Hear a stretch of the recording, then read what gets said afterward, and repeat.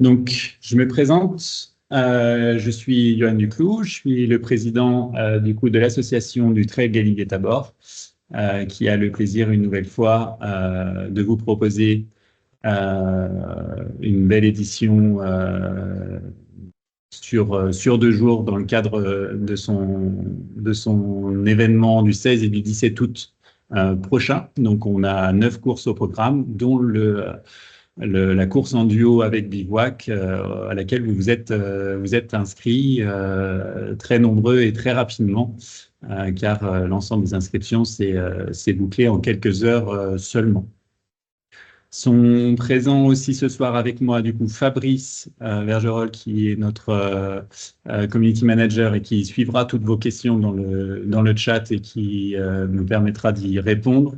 Je vois également de connecter Jean-Louis Martin, qui est le créateur de l'association du Trail Galibier Tabor, ancien président à qui j'ai succédé il y a une dizaine d'années, mais qui fait encore partie des fervents acteurs de cette association, et heureusement pour nous, et qui est également du coup dans l'équipe présente au Bivouac sur cette course et qui s'occupe de driver les opérations avec ses fidèles acolytes, dont Jean-Paul Laurent également, qui est en charge du Bivouac. Donc, cette petite réunion ce soir pour vous donner les dernières infos. On est à 1 mois de cette course. Normalement, voilà, il va y avoir quelques nouveautés dans cette présentation dont vous avez pu, pour certains, prendre connaissance parce que les tracés commencent à être livrés. Et c'est aussi pour vous apporter toutes les informations pour préparer au mieux votre course et notre événement pour que ça soit encore une belle réussite cette année. Parcourant la liste des inscrits, il y a pas mal aussi de personnes qui l'ont déjà fait au moins 1 ou 2 fois, pas forcément consécutives, mais qui y reviennent. Donc, c'est qu'on prend vite goût, vous comme nous, à ce genre d'événement et ce genre d'émotions. Donc, on va passer en revue un petit peu les informations importantes et puis répondre aux questions qui pourraient être encore les vôtres si jamais justement notre communication et nos informations ne sont pas forcément peut-être toujours très claires ou peut-être que vous ne les trouvez pas facilement. Donc, on est une équipe de bénévoles qui essaye de progresser quotidiennement au regard de tous les événements qu'on peut organiser. On essaye d'être meilleur chaque année, mais il y a forcément encore des choses qui peuvent passer à la trappe. Donc, c'est pour ça qu'on organise cette visio à M-1 mois pour pouvoir être sûr d'avoir couvert l'ensemble des informations qui vous sont utiles et nécessaires. Et pour rappel, vous avez aussi un groupe WhatsApp qui a été créé et sur lequel vous pouvez échanger également avec nous ou entre vous sur les éventuelles questions de préparation. Mais cette année, il n'y a pas énormément de questions, donc c'est que vous devez être bien au courant quand même.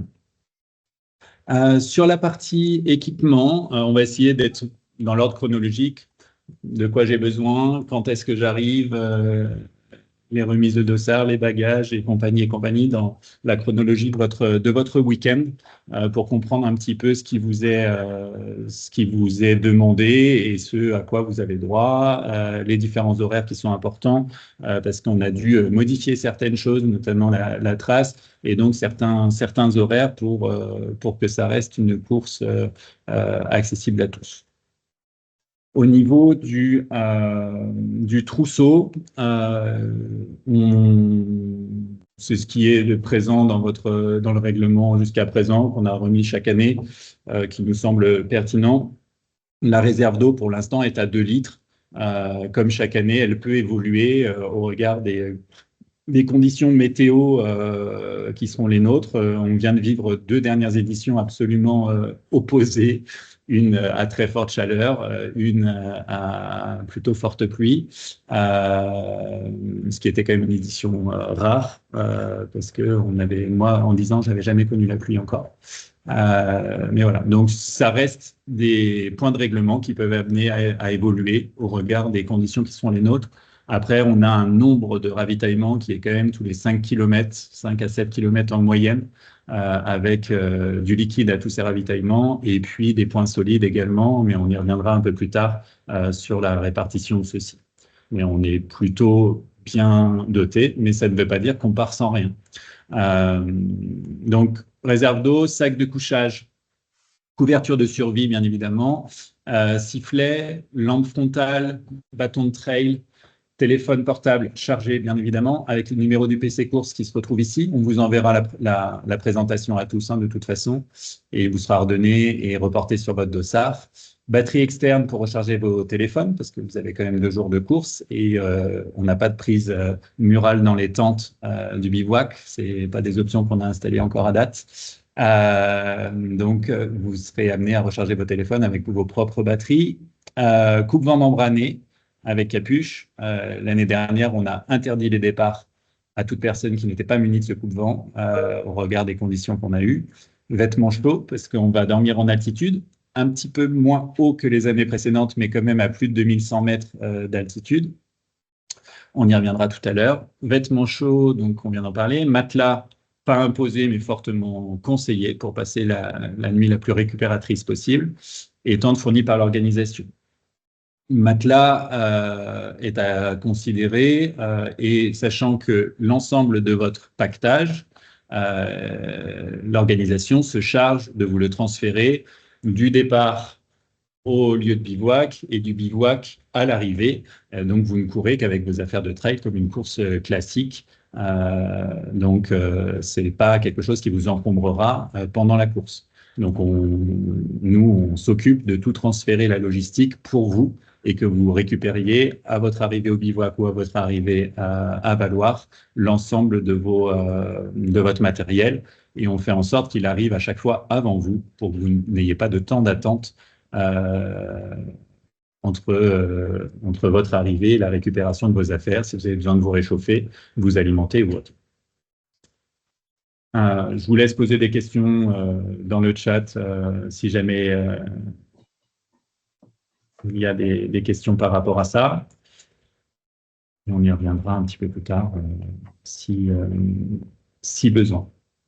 Sur la partie, justement, gestion des bagages, remise des dossards, donc ça se fait bien en même temps. L'année dernière, on a eu certains qui étaient quand même allés chercher leur dossard à Valmeunier le vendredi, parce qu'on fait une remise de dossard à Valmeunier le vendredi pour les courses du samedi, mais on ne remet pas les dossards du 67 km à Valmeunier. La remise des bagages se fait à Valloire et la remise des dossards également à Valloire. Donc, si vous ne voulez pas passer par Valloire le vendredi, ça ne sert à rien de vous rendre à la remise des dossards de Valmeunier le vendredi. On ne vous remettra pas le dossard et on ne prendra pas en compte votre bagage parce qu'on ne peut pas se diviser en deux sur les 2 sites et c'est pas gérable en termes de logistique, étant donné qu'on a 3/4 de nos concurrents qui partent de Valloire. C'est pour ça qu'on met en place cette organisation qui fonctionne bien chaque année. Sur la partie des sacs, je voyais des questions qui défilent là-dessus.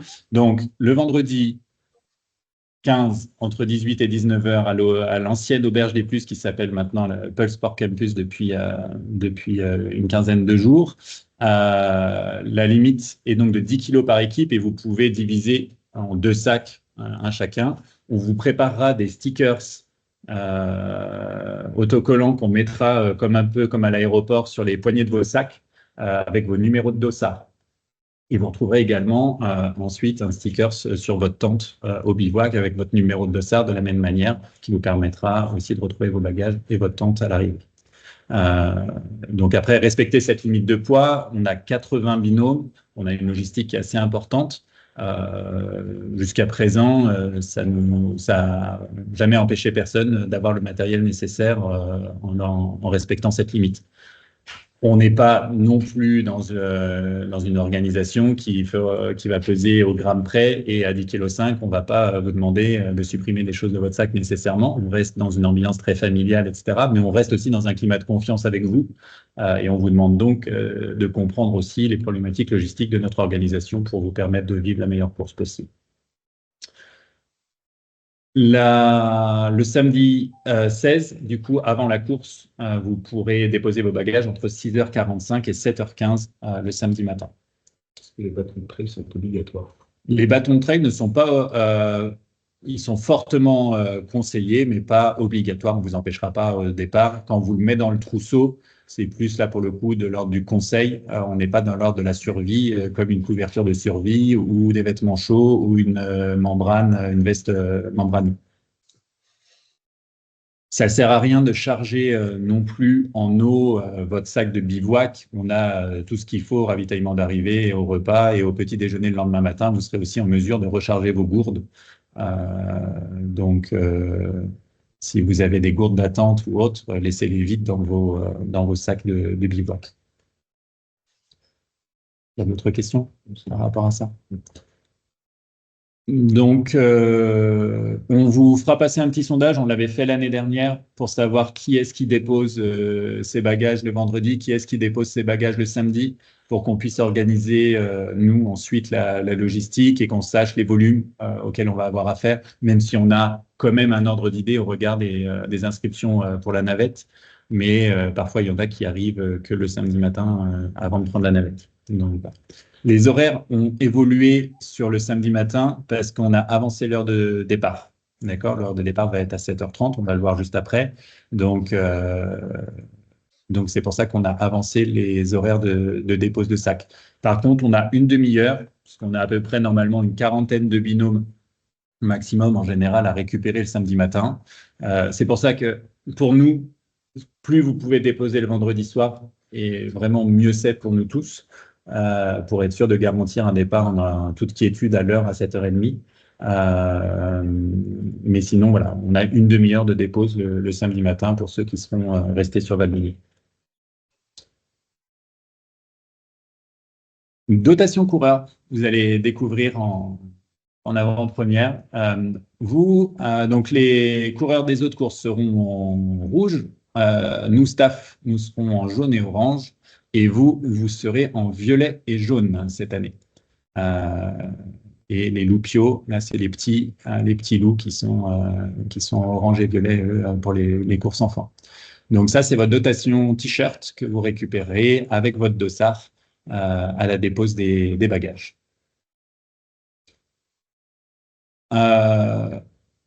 Qu'appelle-t-on des coupe-vents membranés? En fait, c'est vraiment des vestes en textile. On a soit des membranes complètement imperméables et coupe-vent, ou sinon on a juste du déperlant non respirant, etc. Et en montagne, quand on monte à 2003, 2004, voire plus, on ne peut pas se permettre d'avoir qu'une veste basique, on va dire. Sur ce type de course, on ne pourra pas atteindre les niveaux de sécurité. Du coup, c'est vraiment important d'avoir une membrane vraiment imperméable et respirante pour ce type d'événement. Il y avait eu des questions, je crois que maintenant ils font des membranes labellisées UTMB, je crois. Enfin, nous, je n'ai pas encore lancé la série de membranes labellisées TGT. Je ne pense pas que ça soit nécessaire. Une membrane textile montagne classique suffira largement. Il y a des soucis sur la présentation ou il n'y a qu'une personne qui ne voit pas? D'accord. Sur les parties des navettes. Donc les navettes, vous allez en avoir 2 disponibles dans le week-end. Donc vous avez dans votre fiche d'inscription demandé quelle navette vous intéressait. Vous avez donc la navette du samedi qui va partir à 6h du matin de Valloire. En face, le cinéma. L'adresse est remise sur la droite de la slide. Et le rendez-vous, du coup, est à 5h45, ce qu'il faut qu'on pointe l'ensemble des coureurs qui vont monter. Donc, vous êtes à peu près 125 coureurs et coureuses à prendre le départ de la navette samedi matin. Donc, respectez l'horaire pour qu'on puisse être à l'heure à Valmeunier ensuite. Pour ces personnes-là pour les personnes qui partiraient de Valmeunier et qui auraient besoin de rentrer à Valmeunier, vous aurez une session à 15h le dimanche et à 17h Et au jour d'aujourd'hui, je crois qu'on doit avoir aux alentours de 30 à 35 personnes sur la navette de 15 heures et 20 à 25 personnes sur la navette de 17 heures. Ces informations sont à mettre à jour sur votre fiche coureur. C'est très important. Je vous ai relancé par message encore la semaine dernière à ce sujet, ainsi que sur les PPS. C'est vraiment important pour nous pour dimensionner correctement les navettes. C'est quand même pas une course traditionnelle. Il y a une logistique qui est quand même, je le répète, assez importante pour pouvoir satisfaire à cette traversée dans ce massif. Donc, à partir d'un moment, là, de toute façon, la semaine prochaine, il faut que je bloque absolument la taille des bus. Donc après, toute inscription qui serait faite plus tardivement, bah, on serait susceptible de la refuser sur les navettes, parce que si on n'a pas de place, on n'a pas de place et vous devrez vous débrouiller par vos propres moyens. Je pense quand même qu'à un mois de l'événement, vous êtes maintenant en mesure de nous donner ce genre de détails. Celle-ci est réservée aux coureurs de cette course-là. D'accord, on ne prend pas d'accompagnants ou d'autres personnes dans cette navette-là, si ce n'est potentiellement un peu de staff qui est dédié à la course. Donc voilà, pour les deux. Si jamais vous êtes inscrit à celle de 15 heures et que votre course est un peu plus longue que ce que vous l'avez envisagé, bien évidemment, on trouvera des moyens de vous ramener sur Valmeunier, soit sur la navette de 17 heures, soit par des minibus qui seront également sur place. Par contre, il faut que ça soit un fait de course, une mauvaise appréhension de votre temps de parcours, et pas juste parce que vous traînez sur le village d'arrivée, entre guillemets. D'accord ? Est-ce qu'il y a des questions, Fabrice, par rapport à ça? Non. On passe à la partie des départs. Du coup, les horaires de départ pour le samedi 16 août. On prendra le départ depuis Valmeunier pour cette première étape à 7h30. 7h30, et donc c'est là que vous allez me lancer des cailloux. C'est pour ça que c'est bien, les visios. Et puis être en réunion physique, maintenant on peut lancer quelques trucs sans danger. On a dû rallonger un petit peu cette étape. Alors, voilà, il y a des organisations qui ne vous l'auraient pas forcément dit. Nous, on estime que c'est de l'ordre du respect, que de vous prévenir, et qu'on n'a pas fait ça juste par une envie soudaine d'augmenter un petit peu la distance du premier jour. On avait des besoins logistiques, des impératifs d'organisation qui faisaient qu'on devait cette année déplacer le bivouac légèrement et trouver un autre emplacement, un meilleur emplacement pour celui-ci. Et donc, on a travaillé dur avec toute l'équipe, avec Jean-Louis, pour trouver la meilleure des solutions possibles, qui soit toujours une expérience du même niveau, tout en conservant une trace qui soit dans les cordes. Donc, cette course va être légèrement rallongée. Maintenant, on a un impact de 7 à 8 km, on va dire à peu près par rapport à la trace précédente, divisé sur les 2 jours, la plus impactante étant sur le premier jour. En soi, on peut potentiellement, s'il fallait la raccourcir encore un peu, on l'a voulu comme celle-ci pour vous donner la meilleure expérience possible et le meilleur tracé pour rejoindre du coup notre nouveau camp, qui est le camp des Motets, qui est une zone sur laquelle on passe le deuxième jour. On est accueilli par des amis qui sont très aidants et très, très motivés à l'idée de vous recevoir. Et alors, on pourrait couper un petit peu plus droit, mais pour nous, ça aurait moins d'intérêt. Ça vous ferait gagner quelques kilomètres dans les jambes, mais pas forcément du plus qualitatif, parce que de la descente un petit peu plus sèche et visuellement, et en termes d'expérience, un peu moins sympa que la trace qu'on vous propose aujourd'hui. Donc, foncièrement, je pense que si vous êtes bien préparé pour la course qui était prévue, ça ne vous empêchera pas de réussir la course telle qu'elle est maintenant tracée. Et à un mois, vous êtes maintenant en pleine connaissance de cause pour gérer votre effort sur 41 km quasiment le premier jour au lieu de 37.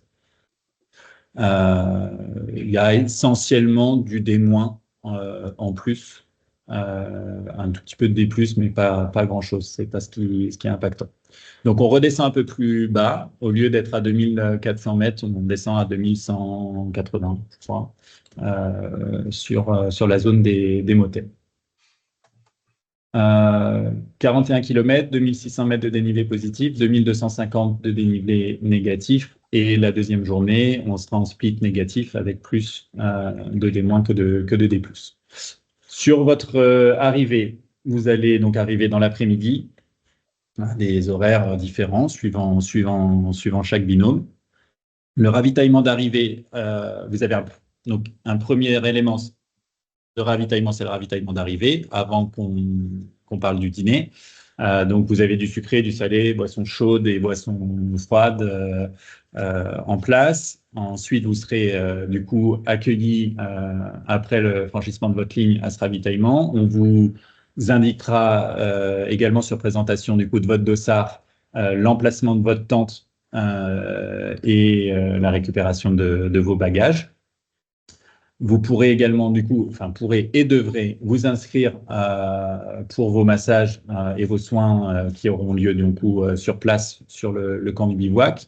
Donc, on a toute une équipe de masseurs kiné-ostéo qui est là à la fin du premier jour et à la fin du deuxième jour pour vous suivre. Et c'est ce qui facilite grandement aussi l'expérience de ces 2 jours. Et donc, dans la foulée, pour permettre l'organisation, on vous demande de vous inscrire et de prendre votre créneau et de ne pas le prendre pour dans 3 heures parce qu'après, il y a les copains qui suivent et que si on veut pouvoir masser, notre promesse, c'est de pouvoir tous vous masser 15 minutes à la fin de cette première journée.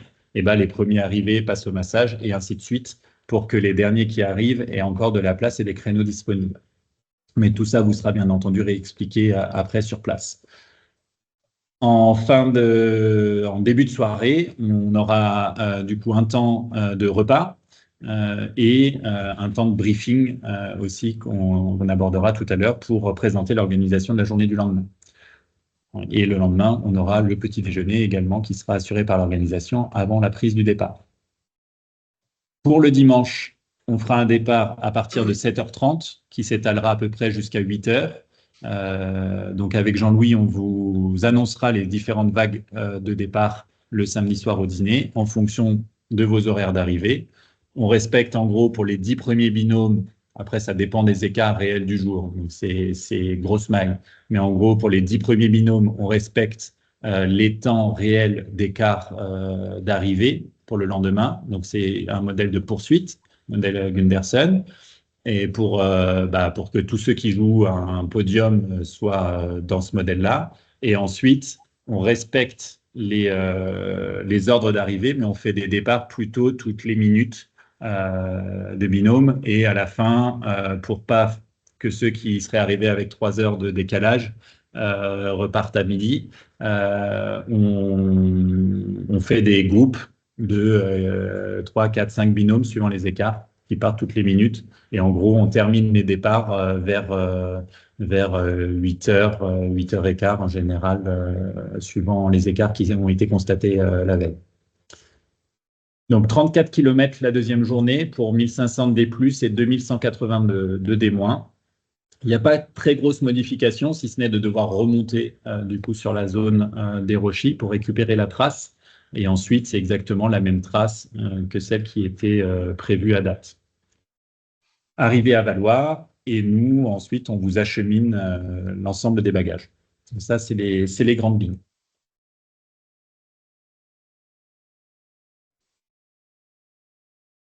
Le profil de l'épreuve, du coup, maintenant qu'il est redessiné, normalement, là, on a tout qui est maintenant mis à jour.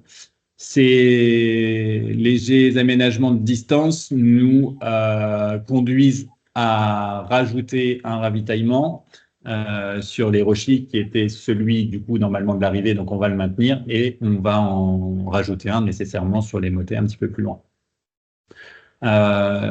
Étant donné qu'on a changé l'horaire de départ, on a également changé les BH, sachant que la modification de parcours du premier jour n'impacte pas nécessairement les barrières horaires parce qu'elle a lieu après la dernière BH.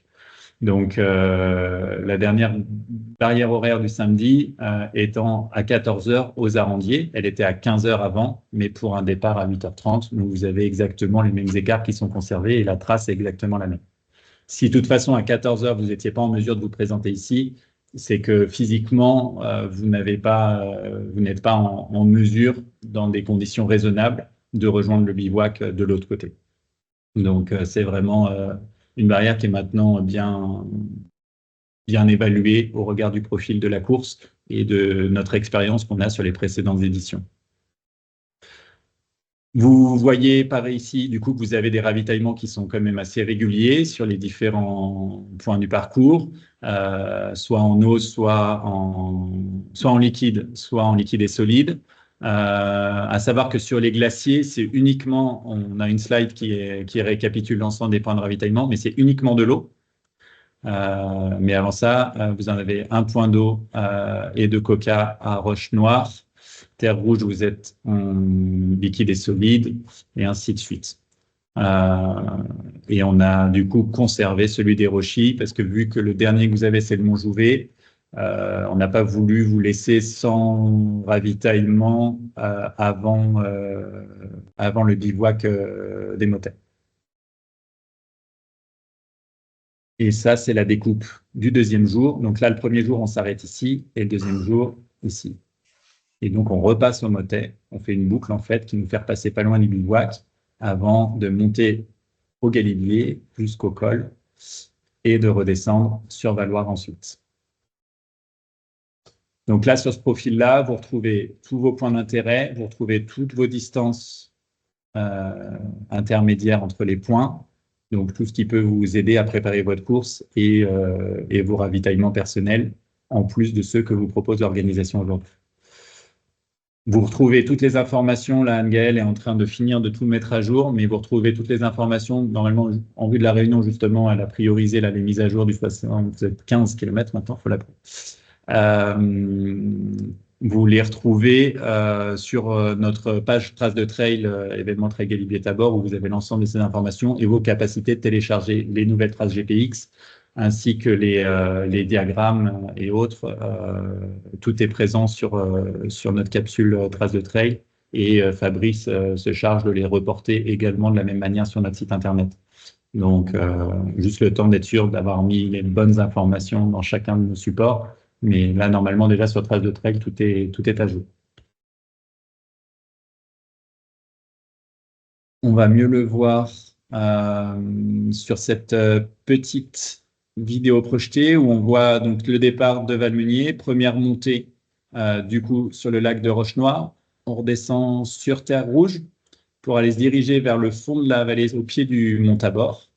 Donc là, on va avoir un premier point culminant sur le ravitaillement du lac des Glaciers. On redescend sur les Arandiers, barrière horaire, et on rebascule pour se diriger du coup vers les Trois Lacs, un des points et des spots de Valoir très, très prisés, pour redescendre sur les motets.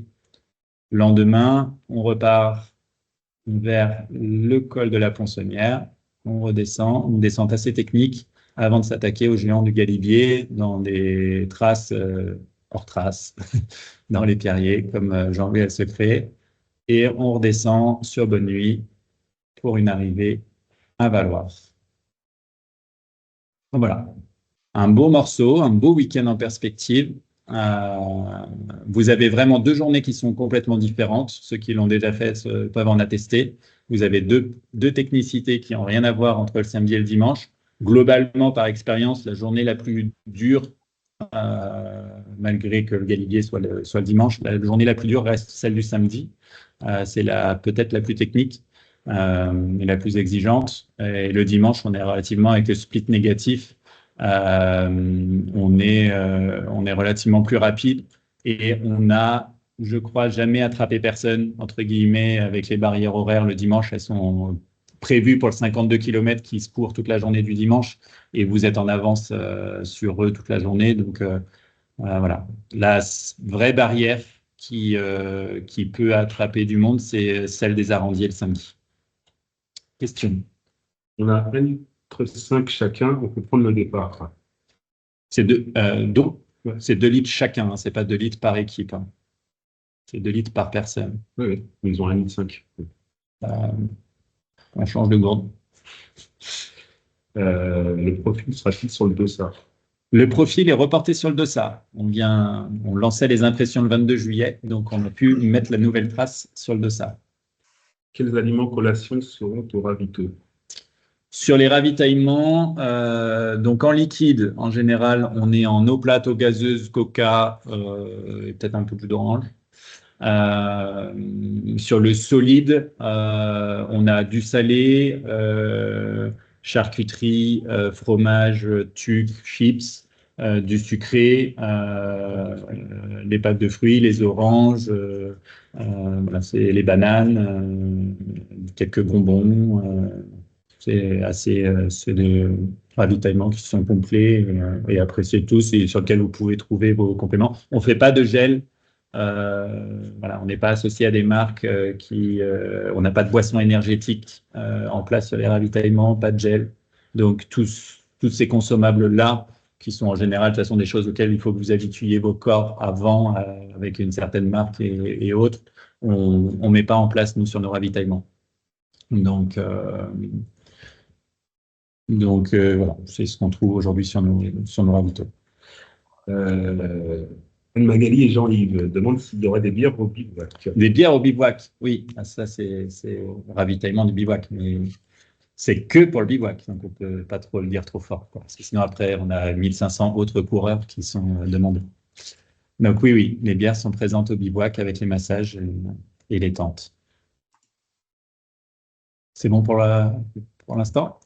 Barrière horaire, on en a déjà parlé, je vous les ai remises ici. Donc, Terre Rouge, 10h30, les Arandiers 14h, ça c'est sur le côté Valmenier avant de basculer de l'autre côté de la montagne pour rejoindre Valloire. Deuxième étape, les Motets, 13h, alors c'est quand vous revenez de votre première boucle.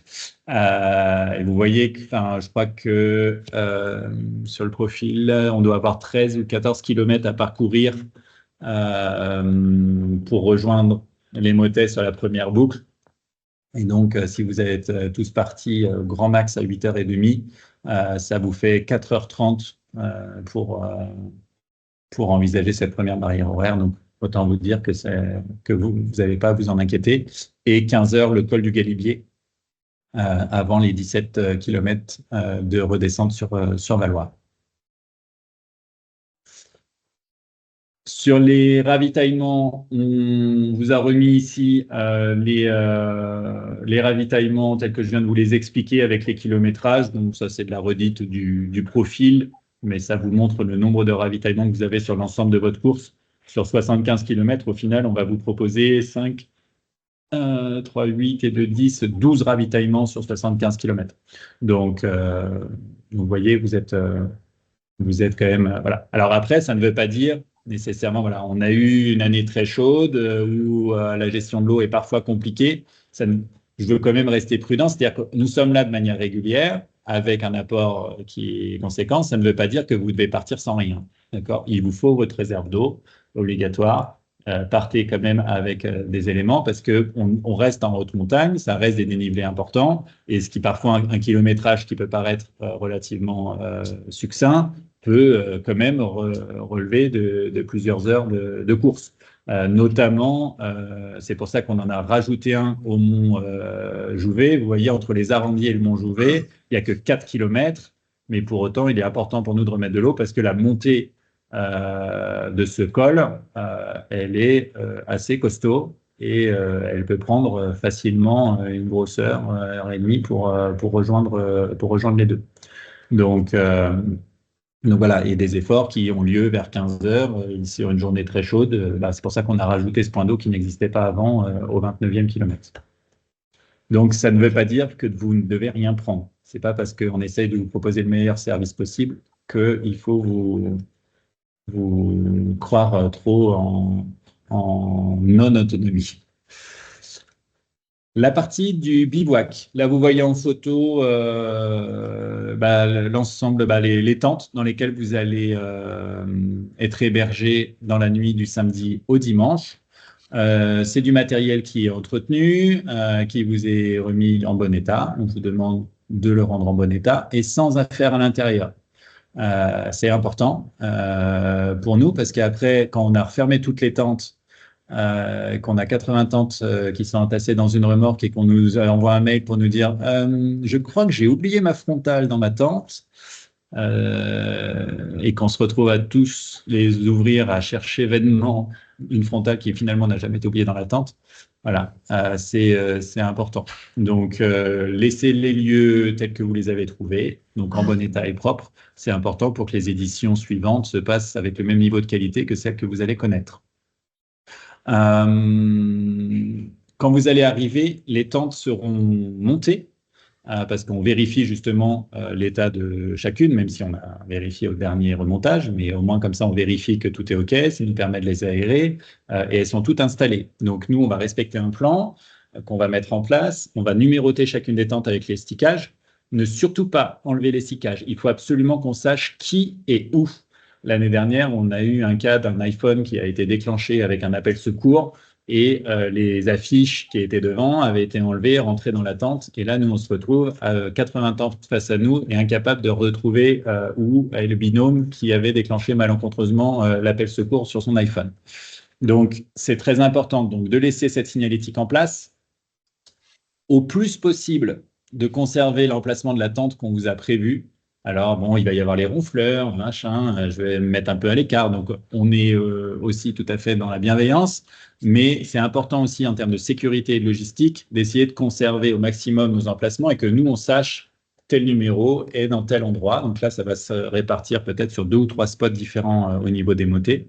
Mais c'est très important. Donc, si vous voulez vous mettre à l'écart de l'autre côté de la montagne, c'est pas possible. Que vous puissiez vous écarter un petit peu ou vous rapprocher du copain ou autre, pourquoi pas. Mais il faut d'une part que le responsable du bivouac en soit informé, qu'on sache exactement où vous vous trouviez pour la sécurité et les secours en place.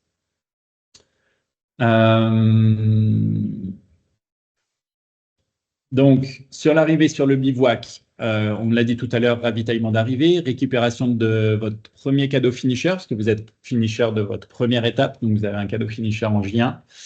On vous donne l'emplacement de votre tente, vous vous inscrivez au massage, on en a parlé tout à l'heure. Sur la partie des douches, nous, on a toute une réserve d'eau qui est mise en place. On a également un cours d'eau qui traverse le campement, qui sera au niveau qui sera le 16 août prochain. On ne peut pas encore en présager, c'est la beauté de la nature. Donc, on vit au rythme de la nature. Et on met en place une douche, on va dire, collective. Ce n'est pas une série de douches de bungalow individuelles. On ne propose pas nécessairement de l'eau chaude à 55 degrés.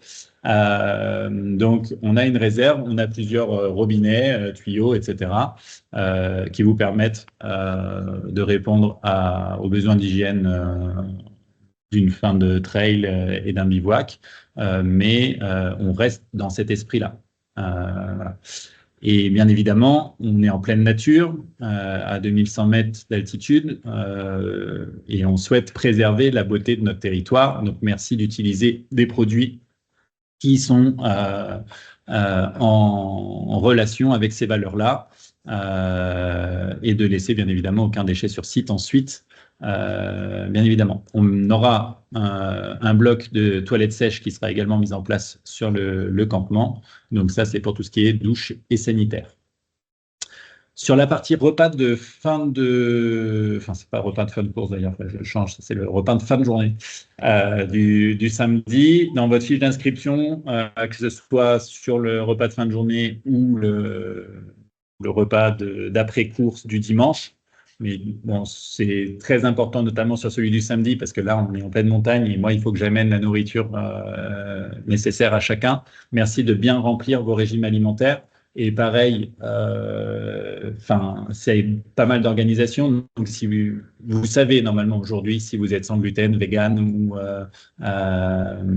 avec des confessions religieuses qui vous empêchent de manger du porc ou autre, vous le découvrez généralement pas la veille de la course.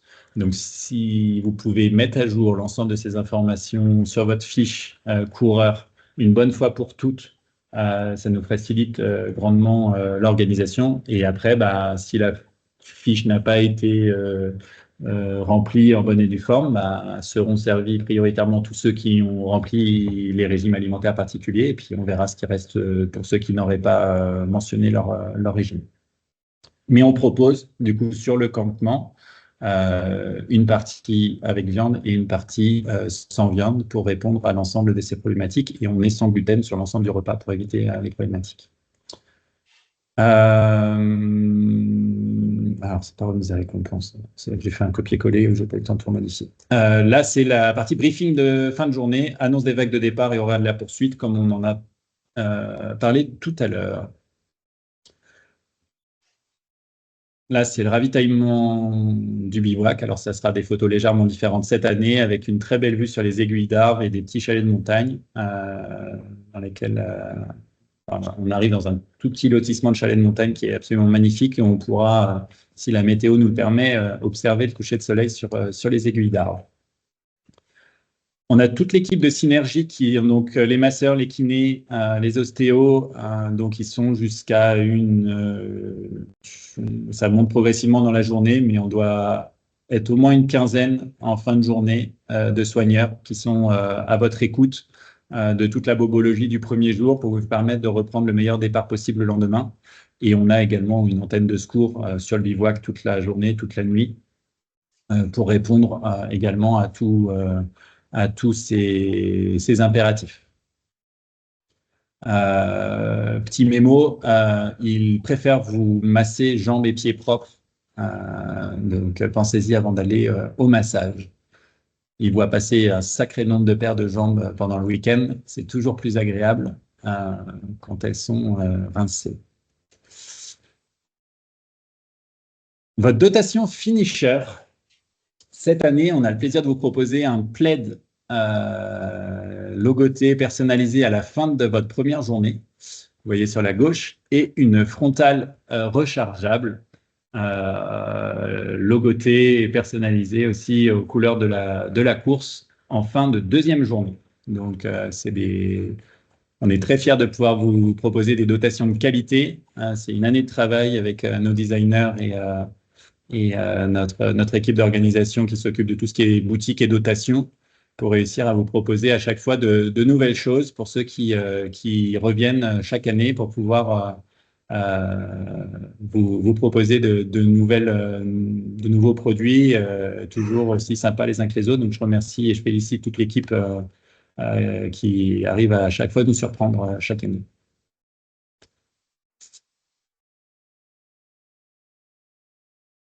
Sur le repas du premier soir, c'est un traditionnel, donc soupe en entrée, rougail saucisse accompagné de riz, fromage des fermes de Valoir et Valminier, et gâteau à la banane. C'est vrai, c'est devenu un mythe parce que la première année, on a eu un sujet sur le rougail, et donc maintenant il est attendu fermement chaque année. Donc c'est les équipes de Pulse Sport Campus de Valoir qui vous proposent le repas fait maison et dans des poêles géantes à l'arrivée de ce bivouac, qui rend aussi le côté très convivial avec les tireuses à bière, bien évidemment, qui accompagnent ce repas. Et on mentionne, c'est toujours plus sympa, si vous pouvez, dans vos 10 kilos, ramener une petite spécialité de chez vous, pour l'apéro ou autre, ça peut rendre le bivouac d'autant plus sympa. Rien d'obligatoire, mais c'est toujours une partie d'échange avec les différentes régions qui sont représentées sur la course. À l'arrivée de cette deuxième journée, en J2, donc vous arrivez, vous franchissez la ligne, vous récupérez du coup votre dotation finisher, donc la frontale cette année. Vous aurez capacité de récupérer vos affaires sous la tente principale. Alors bon, là, avec l'augmentation aussi un peu du nombre de participants, en tout cas, ça sera sur cette zone-là, elle sera fléchée. Donc, vous pourrez récupérer votre matériel, tous vos sacs qui auront été redescendus par l'équipe du bivouac sur le village d'arrivée, sur présentation de votre dossard. Vous aurez une capacité de prendre une douche si vous le souhaitez sur le camping de Valloire, qui nous prête très gentiment ses installations pour que vous puissiez faire un brin de toilette si vous le souhaitez. Vous avez du coup les massages également de la même manière que la première journée sur inscription, les masseurs seront redescendus et vous attendront à la fin de votre course et de toutes les autres courses d'ailleurs. Et vous aurez également un repas de fin de course. Et là, on sera carottes râpées, potée savoyard, fromage et gâteau au chocolat qui vous attendront à l'arrivée à Valloire. Et ça, il ne faut pas nécessairement arriver entre midi et 14 heures pour l'avoir. C'est tout en service continu tout au long de la journée. La remise des récompenses aura lieu. Donc, on récompense sur cette course les 5 premiers au scratch et par catégorie hommes, femmes et mixtes. Donc, on récompense les trois catégories de binômes. Et on appelle une fois chaque podium complet. On attend que les 5 soient représentés pour faire les appels des podiums. Donc voilà. Sur les tout premiers, les vainqueurs, on est sur des dotations qui sont aux alentours d'à peu près 600 € par personne. On a notamment un stage de trail avec Ludovic Pomeray qui vous est proposé, plus différentes dotations de nos partenaires en fruits et légumes, c'est pas de la tarte, parfois en forfait journée, des stations de Valloire et Valmont. Oui, 5 premiers hommes, 5 premiers femmes, 5 premiers mixtes. Les 5 binômes sont appelés à chaque fois. On ne fait pas de catégorie cadet, senior, vétéran, M1 jusqu'à M42. Depuis les derniers aménagements de la FFA sur des catégories beaucoup trop rapprochées, on a décidé avec l'organisation de garder des récompenses de qualité, mais de faire les 5 premiers au scratch et pas le premier de chaque catégorie. Mais par contre, on ne fait que le scratch, parce que sinon, on fait un podium qui dure à peu près entre 5 et 6 heures. Ça n'a pas trop de sens et pour nous, ça sortait de l'essence de la course. Donc voilà, c'est écrit comme ça au règlement. Après, il y a d'autres courses potentiellement qui peuvent permettre de faire un podium M8, mais ça sera pas, c'est pas chez nous. On ne critique pas les autres, c'est des choix qui nous sont propres.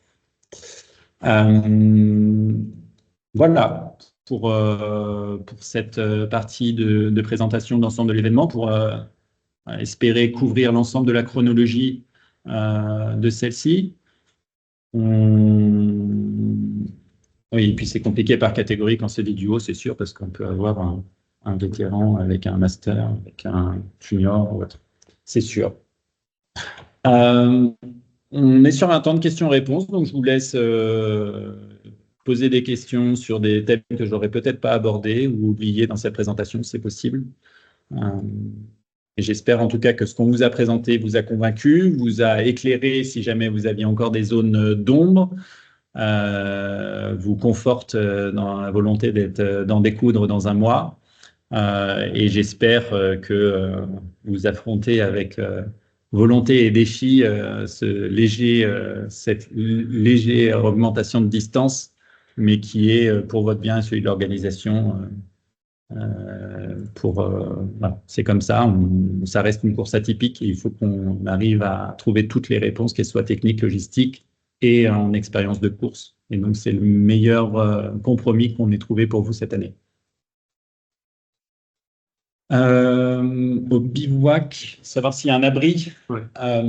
Au bivouac, on a en effet des chalets. On aura aussi 2 grandes tentes, donc on mangera soit dehors, soit à l'abri. Tout est prévu dans ces conditions-là. Et on a une évacuation qui est rendue, si jamais vraiment gros orage qui nous obligerait à évacuer le camp.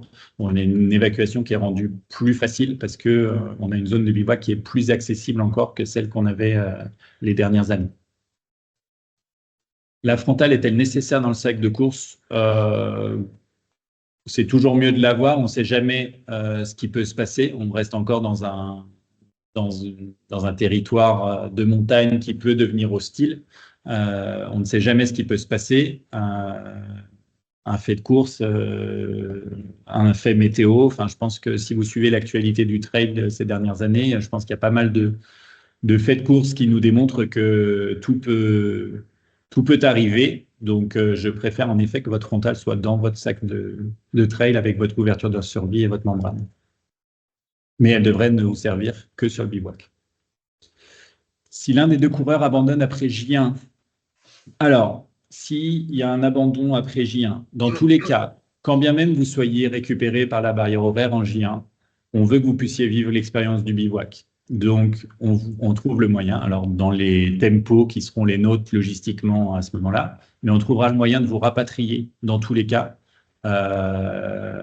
sauf si votre état de santé ne le permet pas ou que vous n'en avez pas la volonté. Mais on trouvera, si vous le souhaitez, le moyen de vous ramener sur le bivouac malgré un abandon.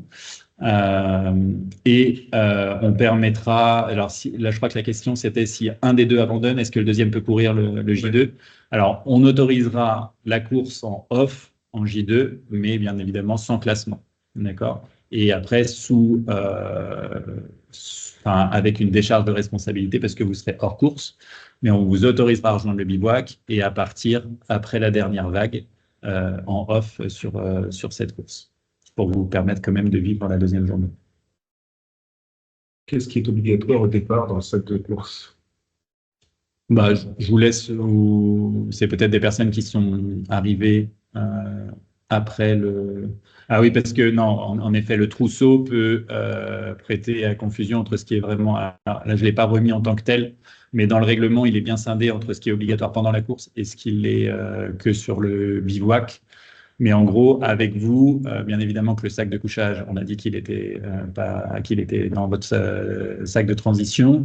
On a la réserve d'eau, on a la couverture de survie, on a le sifflet, on a la frontale. Les bâtons, on a dit que c'était recommandé mais pas obligatoire. On a le téléphone avec le PC.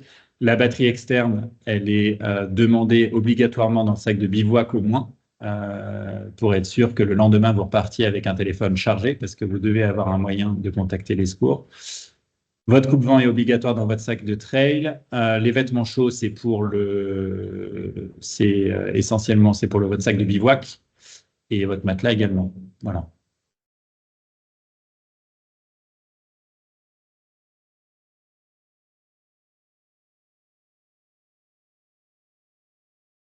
Pour l'instant, il n'y a plus d'autres questions. Quel volume de sac conseillez-vous? Les volumes, en général, c'est des grands sacs de rando, quoi. Enfin, après, ça dépend si vous faites sac commun ou pas avec votre binôme, en fait. C'est 10 kilos. Voilà, c'est le poids surtout qui nous intéresse. Après, on a des grandes remorques et des gros 4x4, mais c'est surtout le poids qui nous intéresse. Mais en général, les gros sacs de rando suffisent à transporter l'ensemble de ce qui est nécessaire. Et puis des neveux en général sur le parcours. Oh, des névés, là, on a connu des épisodes de neige fin juillet, mais pour l'instant, pas trop, non. Cette année, on risque pas d'en rencontrer beaucoup. Donc les crampons sont pas obligatoires.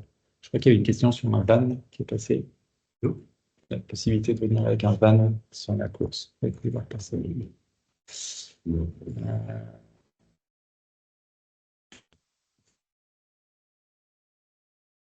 Si, est-il possible de dormir en van sur le site de la course à Valoir, Priya? Sur le site de la course, je ne sais pas ce qu'on entend, le site de la course. Vous avez un camping qui vous... vous avez un camping qui vous permet de mettre votre van ou votre camping-car. Après,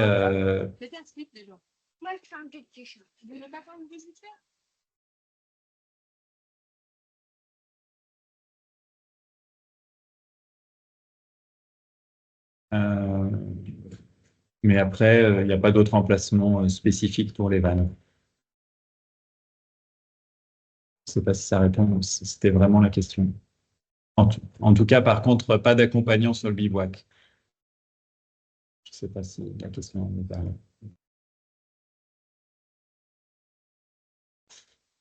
Un parking, c'est-à-dire, est-ce qu'on peut développer un petit peu plus la question, Bertrand?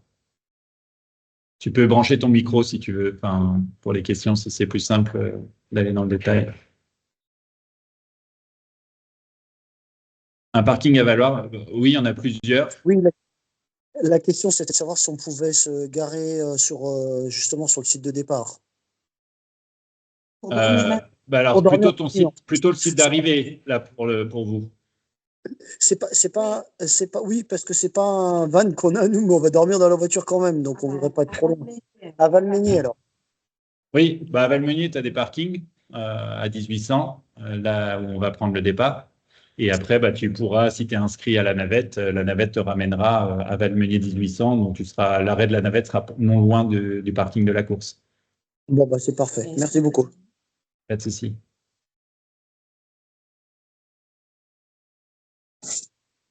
Merci, Jonathan.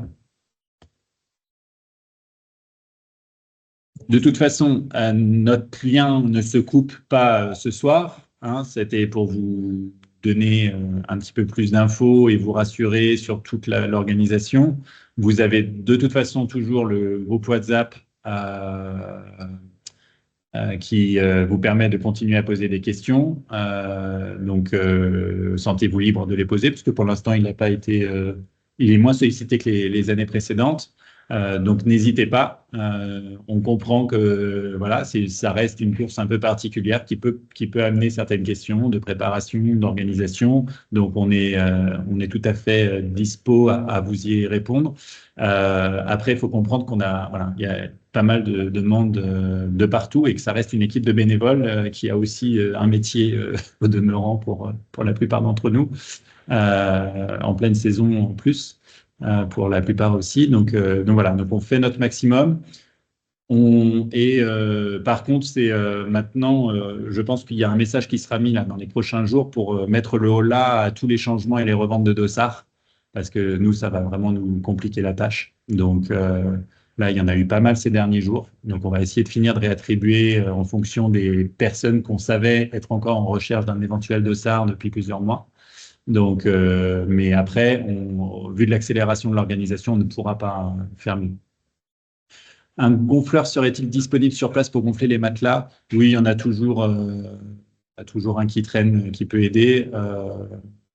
Donc, on trouvera le moyen, si vous n'en avez pas, d'en mettre à disposition.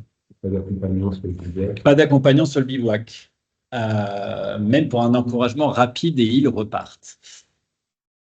La montagne est à tous. Donc, je ne vais pas mettre des agents de sécu aux abords du bivouac pour contrôler les flux, mais restons toujours dans le même état d'esprit, c'est-à-dire que ils peuvent être sur le parcours, voir de la course. Par contre, le bivouac, c'est censé être une bulle qu'on propose aussi pour la bonne expérience de la course, et que si quelque chose qui est dans un cocon avec c'est pour ça qu'on bloque aussi nos inscriptions, parce que on pourrait être facilement 200 binômes. J'en ai refusé tellement depuis 6 mois. Mais l'idée, c'est de garder une certaine une ambiance, une convivialité, un échange entre les coureurs. Donc, si chacun se fait rejoindre par 3-4 amis, familles, là vous êtes 160, ne serait-ce qu'une personne par coureur qui vient, ça monte un bivouac à 300-400 personnes, et je trouve que c'est pas la même expérience. Donc, voilà le message que je souhaite faire passer, et que ça serait dommage qu'on perde ce qu'on est venu chercher. On va vous envoyer, Basile, la présentation de ce soir, pas de souci.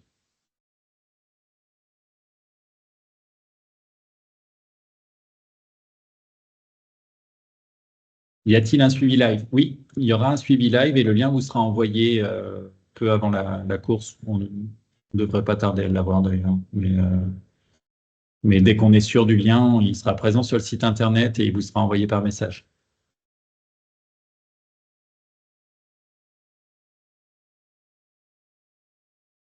Je ne sais pas comment interpréter le smiley de Basile.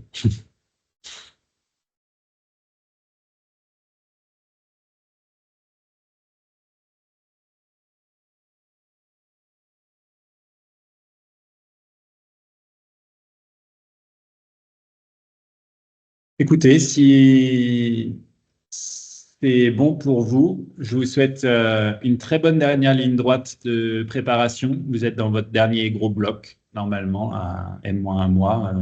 On est dans les derniers gros week-end chocs avant de refaire un peu de jus et de récup. Donc, prenez soin de vous, arrivez dans la meilleure forme possible. En tout cas, nous, on rentre dans notre dernier gros bloc aussi, mais c'est pas un week-end, là, c'est un mois entier. Donc, en tout cas, sachez qu'on est tous très motivés, très heureux et très impatients de vous recevoir et de vous faire vivre une expérience qui, j'espère, sera inoubliable comme toutes celles qui ont précédé. Une très bonne soirée à toutes et tous, et puis on reste en contact, en tout cas sur les différents canaux et les différents réseaux sur lesquels vous pouvez nous retrouver. Et un bel été.